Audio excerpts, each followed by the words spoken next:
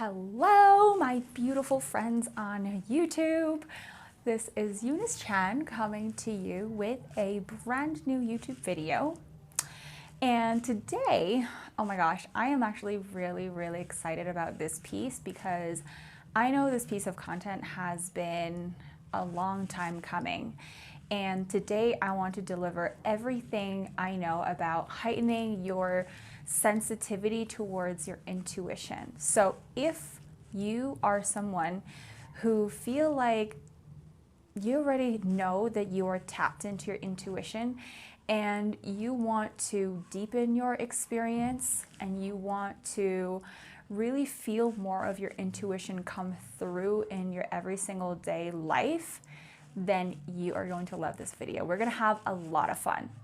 So before we begin, I want to ask you to please subscribe to my channel and hit the bell button, and also make sure you like this video if you are enjoying the content. And of course, if you find that the contents of this video is able to help someone that you know, please by all means share it with them, share them the love, pay it forward, because you know how it all the good vibes are all going to come back to you. So I appreciate it so much from the bottom of my heart, and let's get started.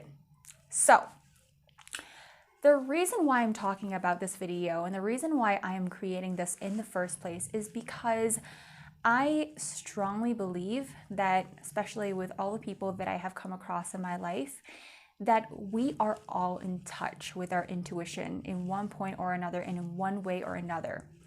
And the fact that we are able to acknowledge it, and the fact that this is something that it can grow and expand over time, gives us a lot of confirmation and encouragement and a lot of motivation that it is something that we can deepen to help increase the way that we are able to sense it and experience our intuition in our lives.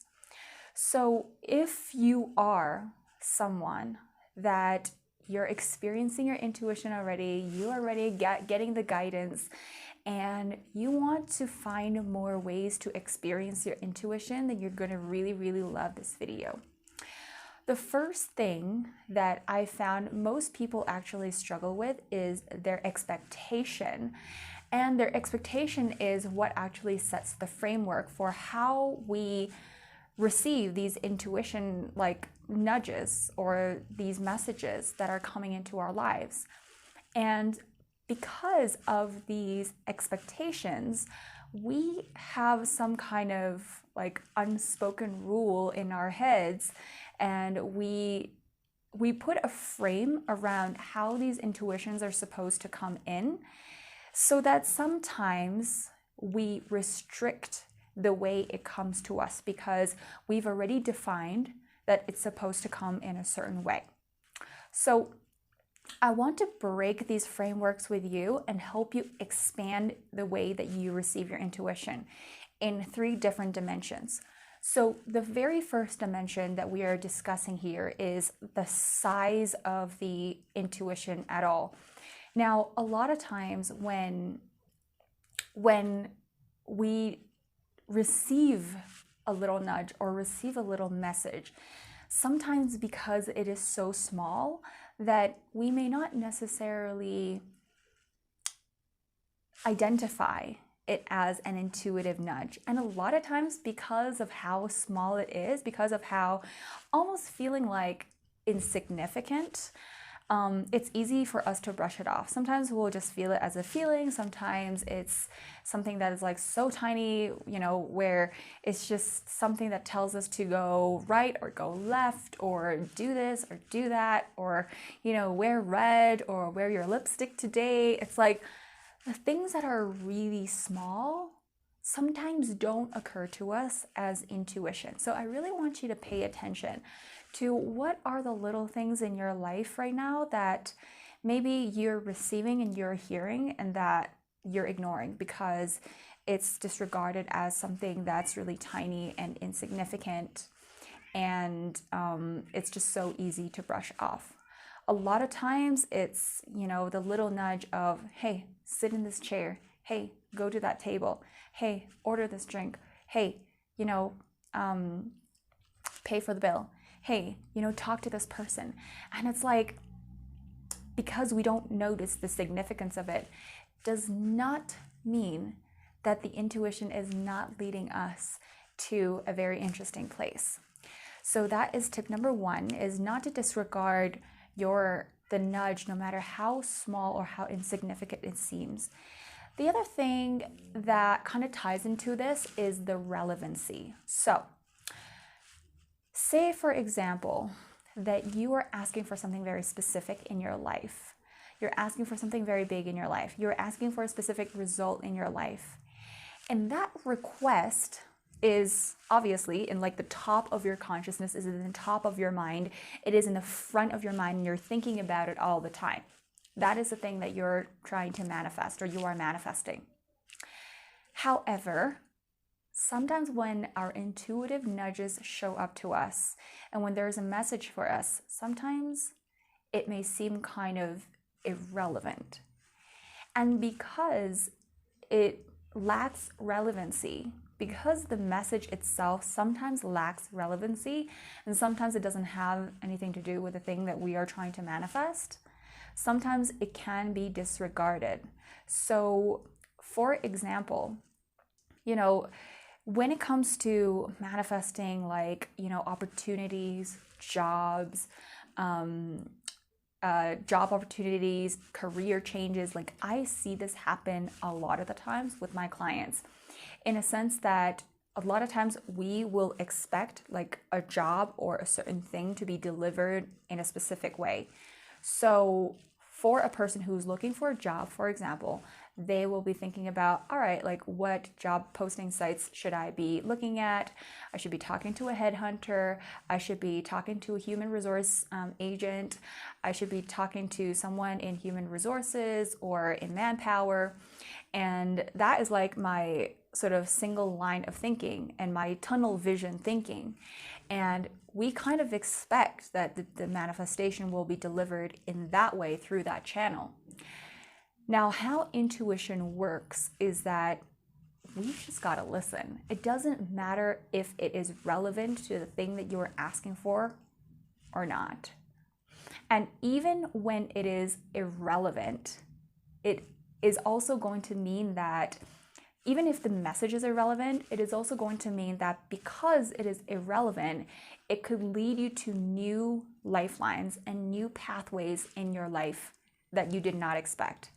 So for those of you who are trying to change your career, change your jobs, change your work environment, change the vibration, change the people that you are working with, this is definitely the way to go, and definitely do not ignore any signs that are coming your way.